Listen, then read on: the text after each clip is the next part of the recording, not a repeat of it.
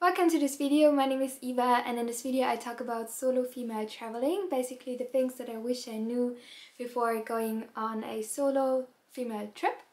And because I was traveling for 4.5 months in Asia, I was mainly in Thailand, and I was traveling alone as a woman. And there's definitely a lot that I've learned, and definitely a lot that I wish I knew before I went on this trip.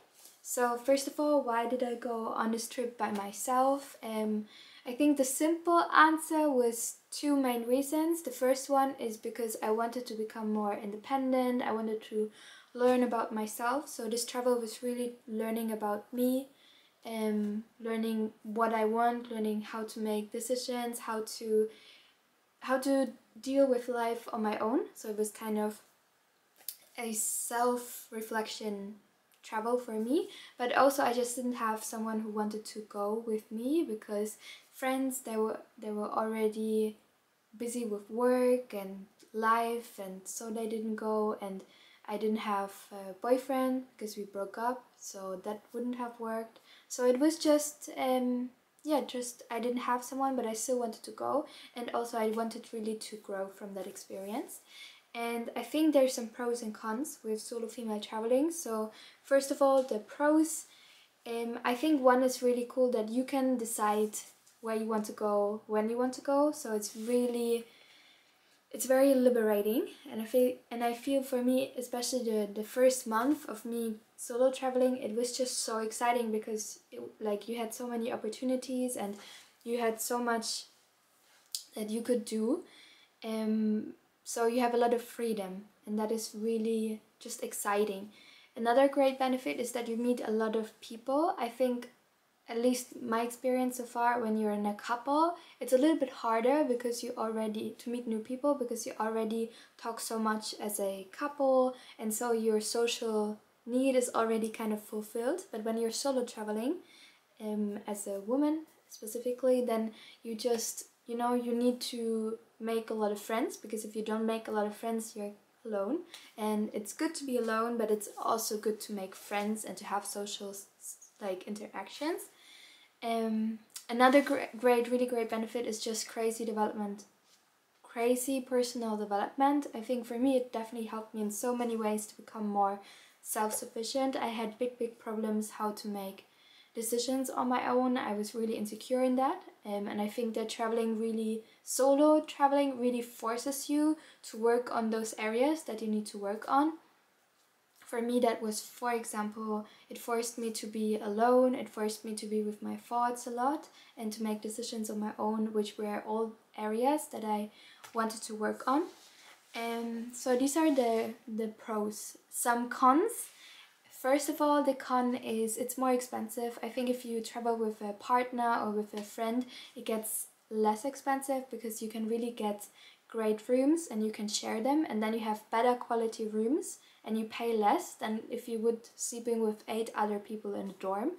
So it's just more expensive. Another con is, again, it can feel lonely at times, because when you go to the airport or when you take a long bus drive and you don't meet any people, it can get quite lonely and you can be with your thoughts a lot, and it can be a challenge. So I think for me, solo traveling was also a lot about the challenge. It was not so much about the enjoyment, it was really more about the personal character development, because it is in many situations, from my experience, just more difficult. You always have to take care of your stuff, you have to think, you have to look out for yourself. So it's just a lot on your nervous system. You're always having to be aware of your stuff, you always have to be aware of your own, for example, if you're in an airport and you want to sleep, it's kind of you can sleep, but also you still have to take care of your stuff that nothing gets stolen. And if you're with a different person, it's just easier because the other person, for example, you can sleep and the other person can look out, and then if you slept a little bit, then you can change. So it's just, I think, easier when you travel with another person, because when you're traveling on your own, it sometimes can be a little bit more effort, and it can be draining at some times, but still it can also be a really wonderful experience. Another really thing that I've experienced, and that is a con, and that has specifically to do with the huge difference that I noticed between being a female solo traveler and a male solo traveler. And usually I don't like to generalize, and I don't like to make, you know, man, woman, that sort of assumptions, but in this case it was really shocking to me, because I felt so many times during my travel, even though I was in Thailand, and Thailand is, like, in general a really safe country, and the Thai men are so respectful, I still felt I need a man in order to protect me from other men. So I felt unsafe as a woman in some situations, and maybe I was not unsafe, probably in some situations I was not unsafe, but just this feeling that, for example, if a guy really wants to, you know, like take advantage of me, that he could, because he's just, like, if it's a big man, he's just has just more physical strength than I do. So that was just a rude awakening for me. I felt like in Germany that you grow up with this mentality of, like, you have so much equality, that women and men are equal, and that you can achieve everything the same and you can do the same. And I felt like the solo travel was for me an awakening, in a way that there's no equality in that sense. Like, there's a huge difference if a woman walks home at night versus if a man walks home at night. Like, when I talked with, like, for example, in my trip, I was always making sure, okay, how can I get home, and can I get home? Sometimes I wouldn't even go out so much because it was already dark and I didn't know. So it was just a lot more thoughts, whereas some guys, they were just not even thinking about security or that someone could take advantage. It was just like, guys were not even thinking about it, and that's just so unbelievable sad, and it really shocked me, to be honest. I also talked with, like, for me nothing happened, but I also talked with other solo female travelers, especially, nothing against India, but it happened a lot in India that apparently they, like, many girls that I spoke, they had some sort of assault happening to them. So it's just, yeah, I think before this trip I was very naive. I was thinking, oh man, women are equal, and I think this trip really woke me up that there's no such thing as men and women are equal. And I think that's really important, that men have to step up in order to really protect women. So for example, because I think some men, they don't understand that, but I think it's so important, like, if, for example, a woman is drunk, that's, like, she doesn't really know what is happening. I think it's so important to go to this woman and take, you know, care of her and say, hey, can we go walk together so that you get home safely? And I think that men really have to step up and say, like, small situations, if, like, don't let a woman walk home alone at night, and go with that woman, because it's just the chance of a man getting raped versus a woman getting raped, it's just really different.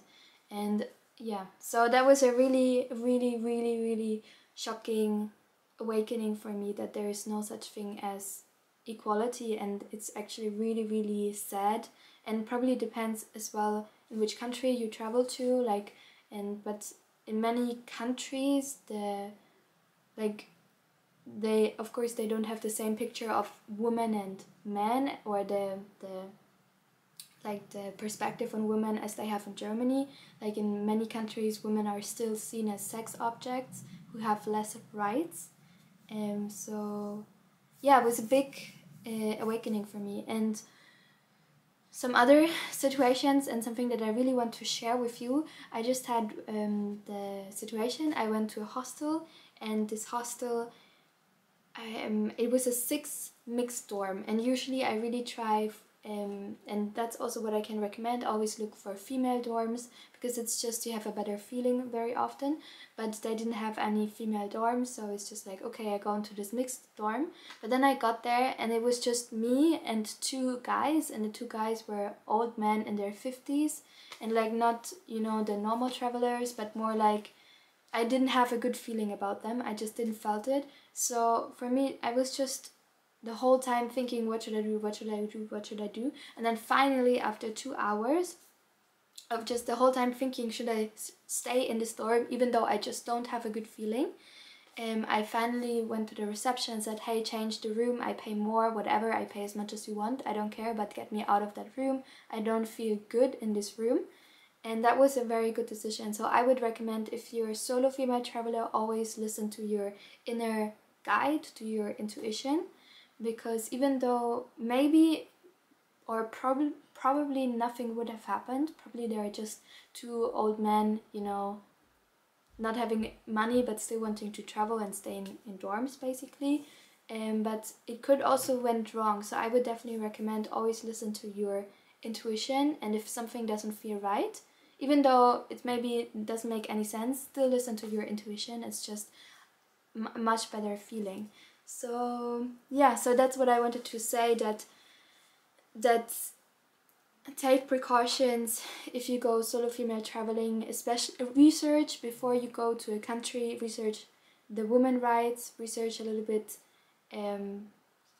how men see women in a specific country, and be a little bit more cautious. I think that's what I would tell myself, and really book flights and trains so that you arrive in the morning at a new destination where you have daylight and where you have just a lot of people around you that can help you. Because, for example, one mistake that I did, I booked a train and the train should arrive at around 8 p.m. and for me that was still too late, because you know, at 6 it's getting dark and it's just not, you know, I prefer to arrive at a destination when there's daylight. But then it was kind of the only train that was available and I needed to take that train, so I took it, and then the train had 3 hours of delay.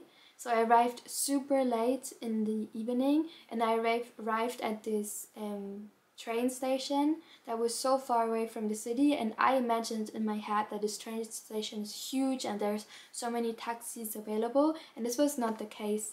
There was like one taxi basically, and I just randomly met this old guy from UK, but I had a really good feeling about him, like he felt safe. So I took this taxi with him and went to my hostel, so that was alright, but just I was so nervous and I had so much anxiety within me. So I would definitely say, if you can, just as an advice, always make sure that you arrive during the daytime or in the morning so that you have daylight, and if something happens that there are always people around you that can help you. So yeah, so I think I want to sum up this video and saying, if you want to do a solo female trip, do it. For me, I would definitely say it was a great experience. Do I want to do it again? Definitely not. I think I've learned my lessons that I wanted to learn, and I think the next big trip, if I'm doing a big trip, I want to do with a friend, or I want to do with hopefully a boyfriend, so that I just feel more safe. But if you want to do a solo female trip, definitely do it, but research a little bit where you go, how are the values. And if you're a guy and you watch this video, just think a little bit about inequality and maybe how you can support women. Like, walk with them at night. If you see a drunk woman, make sure that she arrives safe at her hostel. Don't just look away, because yeah, like, safety is a thing. Unfortunately, I met people that got assaulted, many more people than I believed. It's unfortunately common. It's very, very sad that you kind of need men to protect you from other men. That is unbelievable sad, but it's also kind of reality. So yeah, just know those things, really important. So that was the video for today. I really hope you enjoyed it. Maybe you have an opinion about it, maybe you have certain experiences that you want to share with other people in the comment section. Feel free to share those experiences. I'm always interested in learning more about you guys. And yeah, if you want to learn more about me, then definitely check out my website, check out my Instagram. I'm gonna post a lot more videos, and I'm just really excited to share more about my life and specifically about the fruit-based diet. I'm also a certified fruit-based raw vegan nutritionist, so I have some ebooks. You get 40% off with the code LOVE, and working on an e-course, so a lot of great things are coming. And yeah, I hope you have a wonderful day and so much love.